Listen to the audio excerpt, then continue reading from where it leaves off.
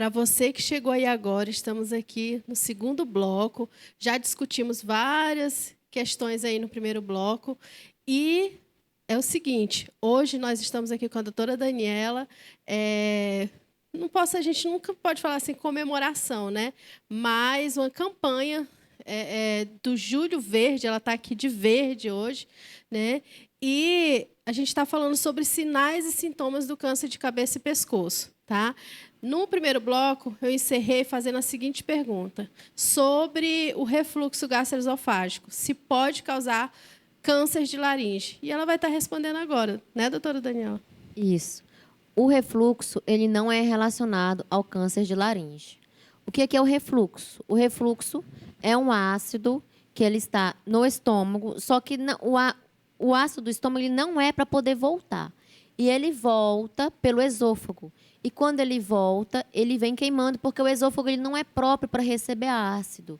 E esse refluxo ele pode ser tão intenso que ele pode queimar a garganta e pode queimar até os lábios também.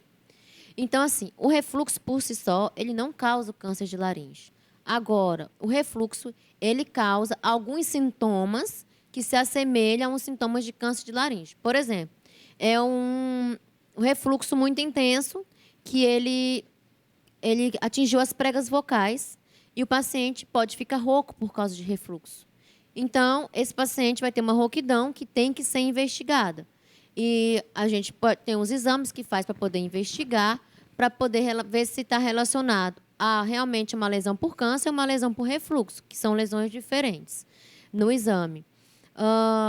Outra coisa também, o refluxo ele pode, a longo prazo, dar uma alteração no esôfago, porque o esôfago ele vai daqui da parte da garganta aqui em cima até o estômago. Na parte inferior do estômago, pode dar uma alteração que chama esôfago de Barré. E essa alteração é uma lesão pré-câncer, mas já seria o câncer de esôfago, não o câncer de laringe, não o câncer de garganta. Agora, doutora, é frequente no consultório aparecerem pessoas que observam surgimento de nódulos na região do pescoço, ou até da face. O que eles têm que observar nesses nódulos que eles palpam, muitas vezes, até o linfonodo, em crianças, por exemplo. A curiosidade se esses nódulos já pensa logo em câncer, tem que pensar logo em câncer. Ou o que ele tem que fazer ao observar que tem um nódulo na face ou na região do pescoço? Então, todo nódulo que seja um nódulo persistente, ele tem que ser investigado. O consultório, mais ou menos, ele é assim. 50% tireoide, 30% linfonodo e 20% as outras coisas. O que é linfonodo? Linfonodo é uma íngua. A íngua, a gente já nasce com muitas ínguas no corpo inteiro. Na cabeça e no pescoço, a gente já nasce com 300 ínguas. A gente tem íngua na axila, a gente tem íngua na virilha. Por exemplo, tem íngua por dentro também, do abdômen, do tórax. Quando tem qualquer lesão na gente, desde uma gripe até um câncer, a tendência é uma íngua crescer. As ínguas, elas são pequenos órgãos de defesa que tem no corpo da gente. Quando tem alguma doença, elas aumentam. Por exemplo, a gente está com a amígdala inflamada, cresce uma íngua aqui. Aí a pessoa fala assim, nossa, eu estou até sentindo minha amígdala aqui. Não é verdade, a amígdala é por dentro da boca, a gente não sente ela aqui. Aqui, o que foi que cresceu foram os linfonodos por conta da inflamação da amígdala. Assim como também o câncer de amígdala também aumenta os linfonodos aqui. Só que diferente da inflamação da amígdala, a inflamação da amígdala é passageiro. Depois que trata, ou com antibiótico ou não, que nem sempre é preciso, o linfonodo vai diminuir, a íngua vai diminuir. O que não acontece, por exemplo, no câncer de amígdala. A tendência é aumentar, né? Então, tudo que se torna persistente, a gente tem que procurar a causa. Várias coisas aumentam nódulos no pescoço. Por exemplo, tem questão de nódulo na tireoide. O que é importante falar também, que nem sempre é câncer, a maioria não é câncer. Mas a gente só tem como saber quando a gente faz a investigação, a gente exclui o câncer, né? Como eu estava falando em relação às ínguas, elas aumentam por qualquer motivo. Então, o aumento da íngua, que não melhora, persistente, ele tem que ser investigado. Todo nódulo tem que ser investigado para a gente descobrir o que é. tá bom? Tem uma pergunta aqui do seu Moisés, que é a seguinte: nunca fumei e fui diagnosticado com câncer de boca. Por que isso aconteceu? A senhora já falou um pouquinho a respeito, né, sobre a questão do fumar ou não, mas explica para o seu Moisés aí, né, o porquê que ele, então, teve o câncer de boca. Seu Moisés, o que acontece? Se só o cigarro fosse um fator de risco para o câncer de boca, toda pessoa que fumasse teria um câncer de boca. Isso não é verdade, né? 90% dos que têm câncer de boca são tabagistas. Mas tem outros fatores. Tem o fator genético, que é um fator muito importante. São pessoas que têm predisposição a ter câncer, né? E tem o fator também do HPV, que foi o que eu comentei, que é um vírus que tem um potencial mutagênico, um potencial de fazer as células se transformarem em células malignas, as células normais se transformarem em células malignas. Então, pode ser relacionada ao HPV também.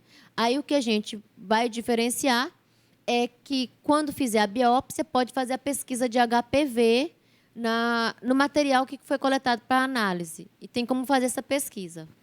E aí vai saber se tem relação ou não com HPV.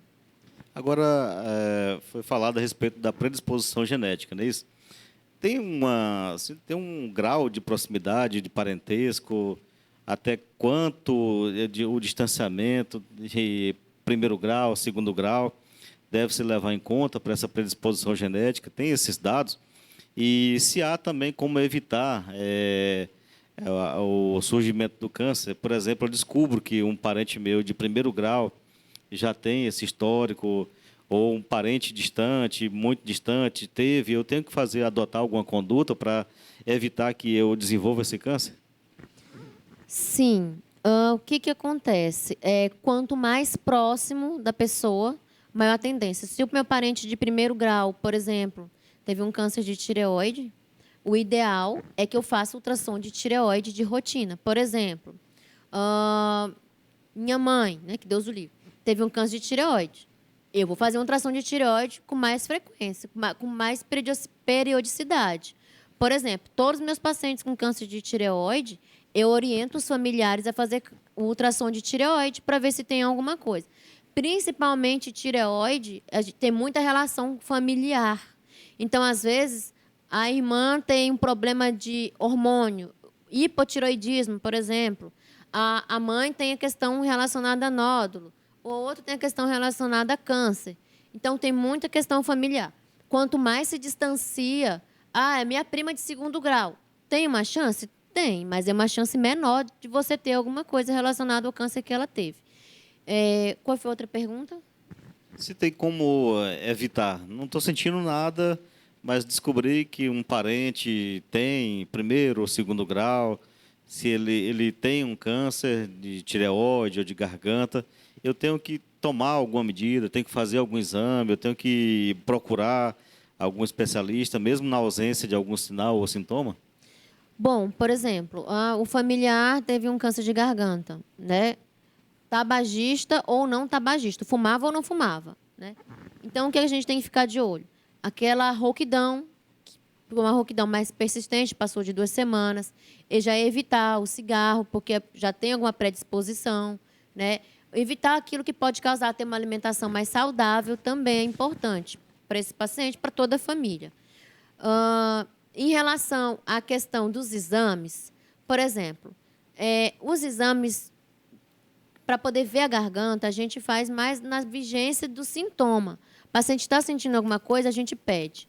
Em relação, por exemplo, a um câncer de boca, aquela feridinha que não melhora, passou de 2 semanas que não melhorou. Agora, uma coisa que a gente pode ter o hábito de fazer, assim como mama tem... vamos examinar a mama uma vez ao mês na frente do espelho. Vamos examinar a boca também, né? Quando estiver escovando o dente. Olha, todo dia 1º do mês eu vou examinar a minha boca. Abre a boca na frente do espelho, puxa o lábio inferior para baixo, para cima. Puxa a bochecha para um lado, põe uma lanterninha do celular, puxa para o outro. Abaixa a língua. Por que não se examinar também, né? É um autoexame, a gente tem que começar a fazer isso também. Por que não palpar o pescoço? Deixa eu palpar meu pescoço para ver se não tem nenhum caroço. Porque, geralmente, o câncer de tireoide, por exemplo, descobre assim. A mulher foi no ginecologista, o ginecologista pediu um ultrassom de tireoide de rotina e veio um nódulo, né? Mas ela não tinha o hábito de se examinar, de se palpar, né? Ou então é aquela pessoa, por exemplo, um caso que tenho hoje no consultório, um homem com nódulo de tireoide de 3 centímetros. Tinha muitos anos o nódulo. Não foi pesquisar. Quando a gente foi pesquisar, veio uma punção, uma biópsia suspeita para câncer, né? Então, os familiares desse paciente, por exemplo, já orientei, já vamos fazer uns ultrassons de tireoide também, porque tem a questão genética da tireoide. Então, assim, aquele câncer que a família teve, tem um fator, já tem esse caso na família, todo mundo fica mais atento. Na anamnese, nas perguntas do paciente, eu sempre pergunto, tem algum caso de câncer de tireoide, por exemplo? Tem algum caso de qualquer câncer na família? Câncer de mama, vamos fazer ultrassom, mamografia mais precoce. Então, para cada câncer, a gente tem um fator que a gente tem que pesquisar também, ficar de olho para os sinais e sintomas de cada câncer. Então, logo após assistir o programa, ninguém tem que sair atrás de ultrassom, biópsia, cirurgia nenhuma não, né? Só observar se está tendo algum sinal ou sintoma, fazer o exame, o autoexame, como foi bem esclarecido aqui. São esses cuidados básicos, né? Sim, ficar atento, né? O slogan da campanha Julho Verde do ano passado é: o câncer está na cara, mas às vezes você não vê. Literalmente, né? Está na cara da gente. E o câncer de boca é um câncer mais comum de cabeça e pescoço para homem, e é só abrir a boca do paciente, né? Então, você abre, examina, põe a língua para um lado, põe a língua para o outro. E quando o paciente chega no consultório, a gente pergunta: alguém olhou sua boca? Né? O paciente não olhou, às vezes o outro colega médico também não olhou. É uma questão de examinar. Não é todo mundo que vai sair correndo para fazer os exames. A gente depende de alguns sintomas do paciente. Porque a maioria dos exames vai vir normal, senão a gente também faz o paciente gastar muito com aquilo, né? Com determinados exames que às vezes não eram necessários. Mas, todos, como eu falei antes, tudo aquilo que for persistente, passar de 2 semanas, já é bom ser investigado.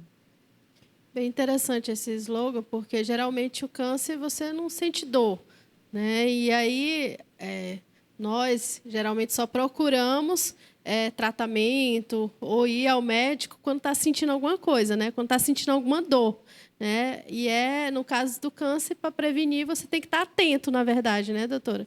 Tem que estar aí o tempo todo atento para poder estar verificando. Geralmente, assim, são coisas que você consegue visualizar ou palpar, né? Isso. O câncer, por exemplo, o câncer de tireoide é um câncer totalmente indolor, né? A pessoa não sente dor. Alguns cânceres causam dor.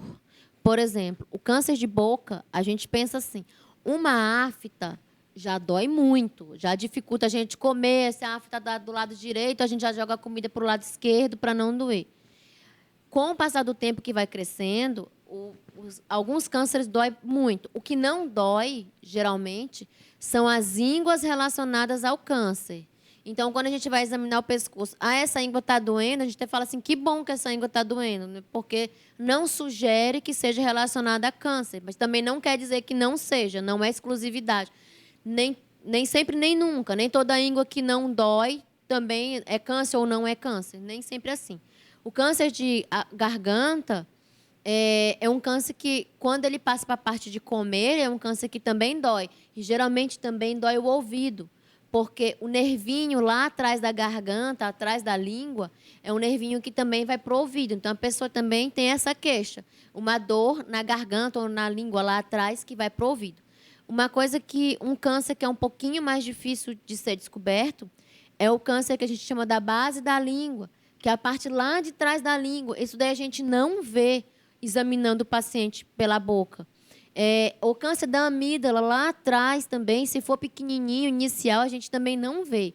Aí já tem que entrar com os exames. É uma câmerazinha que entra lá na boca, lá atrás, e a gente consegue ampliar a imagem e ver com maior clareza. Então, esse câncer, por exemplo, não é um câncer que a gente vai conseguir ver examinando o paciente, nem o paciente vai conseguir ver se examinando.